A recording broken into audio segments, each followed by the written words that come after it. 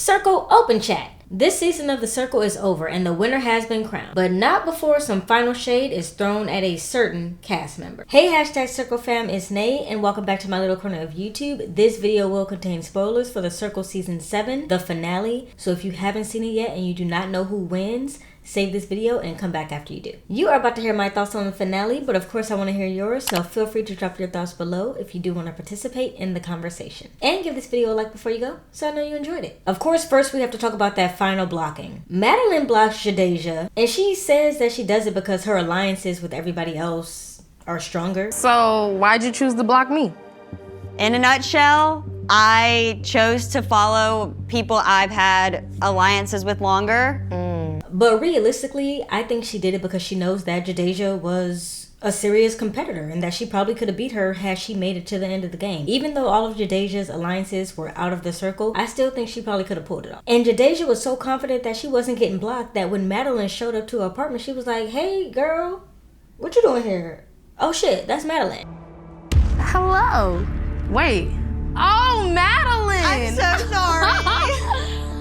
Oh, that's so crazy. I think she probably thought she was production or something, like coming in to probably, I don't know, give her food or checking on her, because I'm sure production comes into the Circle throughout the time that they film. But my girl showed the absolute fuck up at that reunion. Did you see that dress? Did you see the leg? Her body is T face card approved. She may not have won the Circle, but she shut everybody down at the finale. I don't know why Tierra was excited about making it to the finale. Historically, latecomers to the game do not win the Circle. At least not during any of the seasons that I've seen. They simply don't have time enough to build the bonds that you need to win the Circle. So to be completely honest, coming in as a second round draft pick into the Circle is really a huge disadvantage, and you just there for funsies because you're likely not gonna win. Everyone already has their hashtag Circle besties by then. You're just like late to the party. Speaking of that though, y'all know that I cover a lot of Netflix shows, and I've had a few people say before that people don't get to decide what show they go on. Production actually chooses for them. So there's a general interview and then people get placed where production wants them to go. Kind of more in the sense of like, oh, we think you would be good for this show versus I'm signing up to be on this show. And after seeing this cast reaction to the finale, I'm kind of starting to think that that's true. Because anyone who has seen this show would know that everybody meets IRL at the end. So why would they act like they're surprised by that? They seem genuinely shocked that they were going to be meeting IRL. And for me, that means that at least a few of these people have not watched The Circle before. So how could you sign up for a show that you've never watched? However, this chat will take place in person. You're lying! Oh, what? Now the real tea of the finale is that everybody finds out that Madelyn had basically been lying the entire time. And she's like, do y'all not have brains of your own? Like, I can't make you do anything. And she's saying she's not a puppet master, and she starts crying. And her crying is crazy because, girl, you were the villain. Just take the title and stop acting like that's not what you were doing. Like, the fake tears, I don't know why she did that. And Jadejaha was on the same page as me. We talked, and you told me that you rated me 4th. I lied. At the end of the day, you all have your own mind. This is a game. It sounds like a villain. That's why I don't want to see you crying no more. I ain't falling for none of them tears. Okay, well, the tears are real. I still have feelings. I'm still a human. I think once everyone found out that Madelyn was lying, they weren't really messing with her too much. And Heather low-key takes a shot at her. And to be fair, like, I know I'm not on that couch because I played too emotional. Like, I cared for everybody, and like, props to you for being able to lie and deceive people because I couldn't. Right. Exactly. You have to play strategic.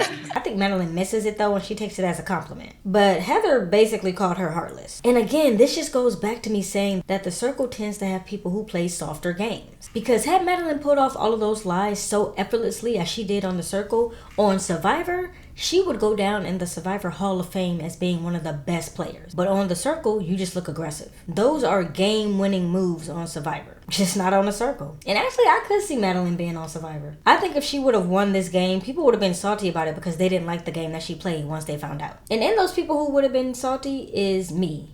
Because although I love a game of sabotage and strategy, the Circle is an emotional game, so I tend to be softer just like the players are. All of that said, I am so happy with this season's winner. And honestly, not to toot my own horn, but I kind of predicted this. Now, they are the first people to choose Disruptor Mode, and they end up being immune from the blocking. How perfectly did that work out for them? Imagine they actually win this season and it's all because they didn't get blocked that first night when they shouldn't have even been there anymore, that would be pretty crazy. And look at where we are now. They did that, and I'm not even mad at it. If everyone was thinking strategically, they would have got the twins out immediately after they had that immunity, because ever since they had that immunity, their foot has been on the gas and they've been on go. It was clear that they were making moves, consistently being the influencer, consistently everyone's top pick. They had the alliances locked in so much that by the time people realized they were playing a strategic game, everybody already loved them, so they still wanted to keep that alliance with them. And I think they figured out the sweet spot in the circle. You have to play strategically and emotionally, and you gotta meet in the middle. Madelyn played too strategically. Somebody probably like Andy maybe played a little bit too emotionally. But right in the middle is how you win this game. That's how you win the circle. Now, last season, a few people said they didn't like how the season played out in terms of the finale. If you are a longtime viewer of the circle, you know that Michelle used to show up. They would have the people's families there, and there was also a live audience, I believe. But now they just have the cast meet each other for the finale. No host, no fam, no audience. I kind of didn't care for the old way. Like, I would always skip past it once they announced the winner. So I like this new way. But I could see why the old way would be missed. I like this better because just because you're the host or you're the one who does the voiceovers doesn't necessarily mean that you need to be at the finale. It's not a reunion. It's not like it needs to be mediated and there's going to be like crazy drama. This is just the people in the circle meeting people who they've been talking to for, I don't know, a week or two, however long the game runs. And they're just meeting in person for the first time. There's not really any need for a mediator, because in a show like Love is Blind, the reason that the host is there at the reunion is because it's a reunion and they need to be there in order to mediate, or else it will be pure chaos. Michelle doesn't really need to be a mediator here. I love her as the host. I love all her jokes and her voiceover, but she doesn't really need to mediate a show like The Circle. I like that the cast can just converse and kind of find things out, and it's like a let's just chat as our real selves kind of moment. But thank you all so much for watching this season of The Circle with me. It's been a good one in my opinion. I'll see you back here next time for the next show and or movie, or if you want to chit chat, I'll see you over on Discord. And until then, bye. The circle is over, and so are these braids, because the next time you see me, I will not have these. I probably should have took these out 2 weeks ago. So to be honest, coming in as a seventh had basically been lying. I ain't got nothing to prove. I ain't even tough like that. You don't wanna leave.